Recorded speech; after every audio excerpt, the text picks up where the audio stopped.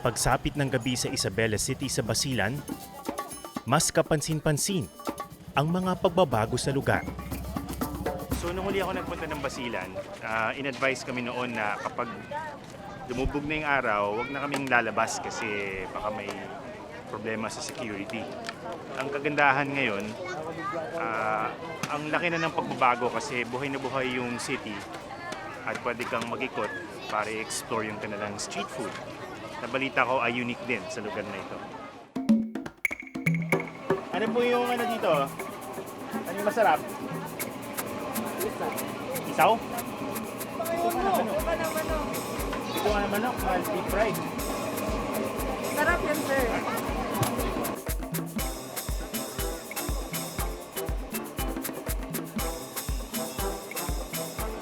Sarap. Parang kailangan nakakain ng deep fried na isaw.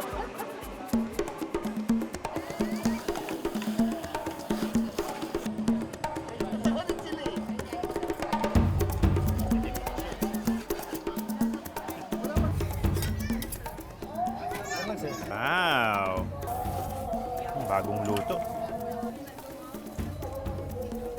Musok-usok pa. Para siyang crepe. Merong cheese, sugar, and butter. Saan ka pa? That's all you need. Oh, yeah. Harap. Saan siya gawa? Harina lang po sa pati mga Harina. food color. Tsaka pagmamahal.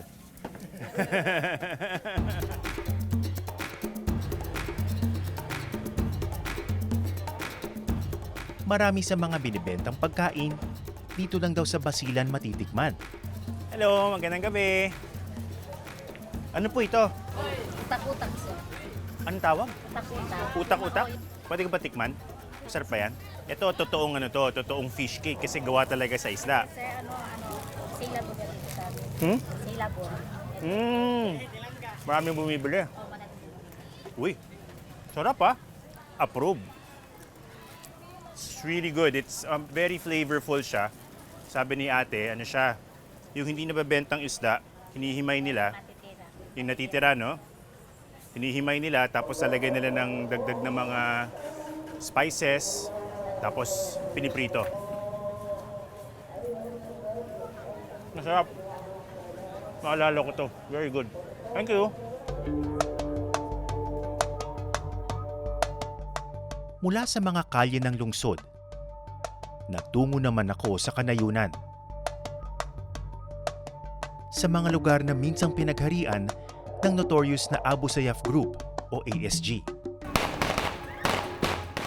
Umusbong ang grupo noong dekada 90 at sa loob ng mahigit 30 taon, naging responsable ito sa serye ng mga pambobomba, kidnapping at pagpaslang. Libo-libong ASG fighters, sundalo, pulis at sibilyan ang namatay dahil sa gulo noon.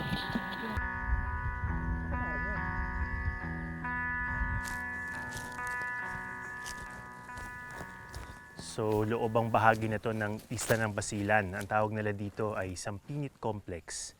At dati-dati raw hindi ka basta-basta makakapunta dito dahil sa kilala siyang kuta ng Abu Sayyaf Group. Pero ngayon, unti-unti na siyang nagbubukas. So nandito ako ngayon para kausapin ng isang former ASG fighter para malaman ano ba yung mga pagbabago sa kanilang lugar.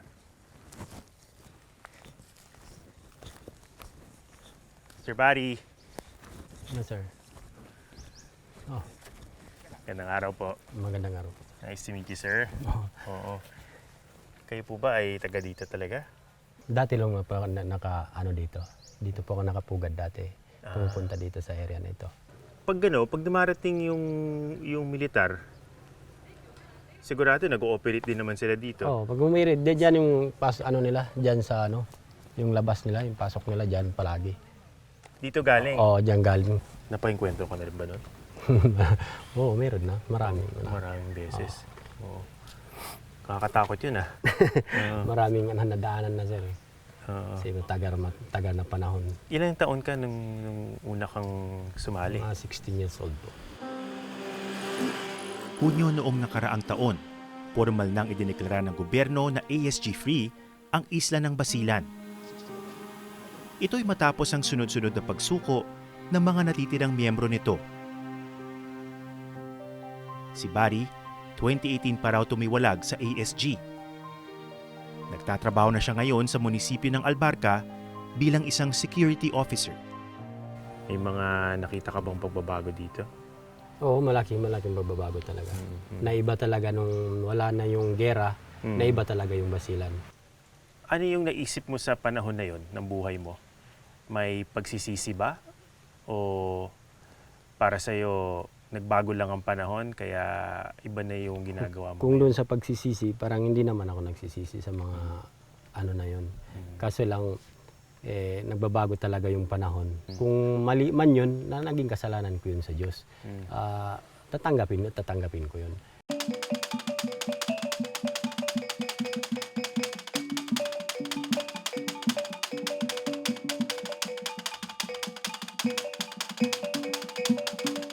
Sa patuloy na pag-usbong ng kapayapaan sa rehiyon, unti-unti ring nakikilala ang tunay na mga hiyas ng probinsya na matagal nagkubli.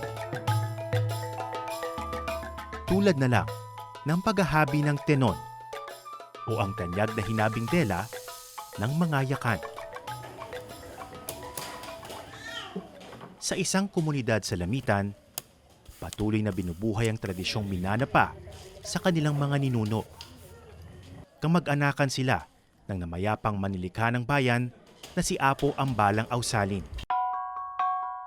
Isang kilalang dalubhasa sa paghahabi ng tenon. Isa si Jerma sa kanyang mga apo. Sabi niya maghahabi kayo ng tenon kasi ito yung pamana ko sa inyo. Si kung mga alahas, mga lupa, wala. Hanggang ngayon po, tuloy-tuloy pa rin pong paggawa ng. Mahirap po ba gumawa ng ganyan? Mahirap po. Ang iniwang kaalaman ni Apo Ambalang nabubuhay ngayon sa mga kamay ng kanyang 7 taong gulang na apo sa tuhod. Ang anak ni Jerma na si Normina. Ilan taon siya natuto? 4 years old pa po siya Wow! Normina, nag-enjoy ka ba sa paggawa? Opo. Bakit gusto mong gumawa ng tinon? Kasi pagbili ko. Kumikita ka ng pera?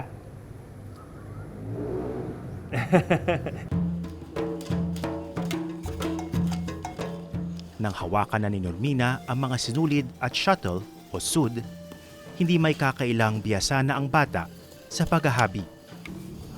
Ang liit-liit ni Normina. Seryosong-seryoso ah. Anong tawag ulit dito? Biray. Piray. Yung kulay ba na yan, ikaw ang pumili? Opo. Ikaw yung gumawa ng design? Wow. Sobrang niyang meticuloso at may mga bagay na akala mo simple pero siguradong dala lang yun ng matagal na practice ng paggawa nito. At lalong nakamamangha na itong si Normina, 7 years old. Parang sobrang expert na niya sa paggawa nito. Ang tenon ng mga yakan, lalo pang nakikilala sa buong mundo. Sa tingin niyo po, ano yung magiging reaksyon ni Apo kung nakita niya si Normina? Siguro masaya talaga. Siguro dadalhin niya kahit saan kung may ano siya, exhibit. Proud na proud, ano? Proud na proud po talaga. Sa nakalipas na 2 taon, tinatayang umabot na mahigit 100,000 turista ang bumisita sa buong Basilan. Bagamat malaki na ang ipinagbago ng probinsya, patuloy pa rin daw ang trabaho para mapanatili ang kapayapaan sa kanilang lugar. We want to erase the mindset ng mga tao na itatak sa kanila before na magulo dito. Gusto namin ipakita na maganda ang Basilan at safe. Kaakibat ng pagbuti ng seguridad, umaasa ang lokal na pamahalaan na makatutulong ang turismo sa patuloy na pag-unlad ng probinsya. Nakaka-provide po tayo ng trabaho.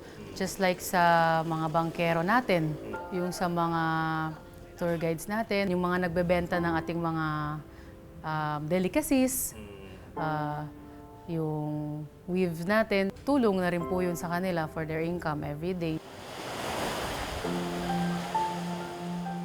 Bago magtapos ang aking paglilibot sa Basilan, payo ng mga lokal. Huwag kong palampasin ang isla na kung tawagin ay Malamawi. Mabuti na lang at nakinig ako sa kanilang payo. So hindi ko naman sinasabing nahirapan ako sa pamamasyal ko sa Basilan, pero nakakapagod din mag-explore. So ngayon gusto ko lang mag-relax, i-enjoy ang view, at uminom ng malamig na iced tea.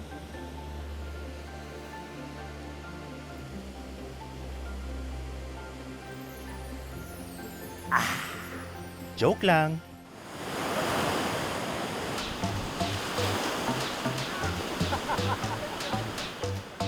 Hindi ako makapagpigil eh.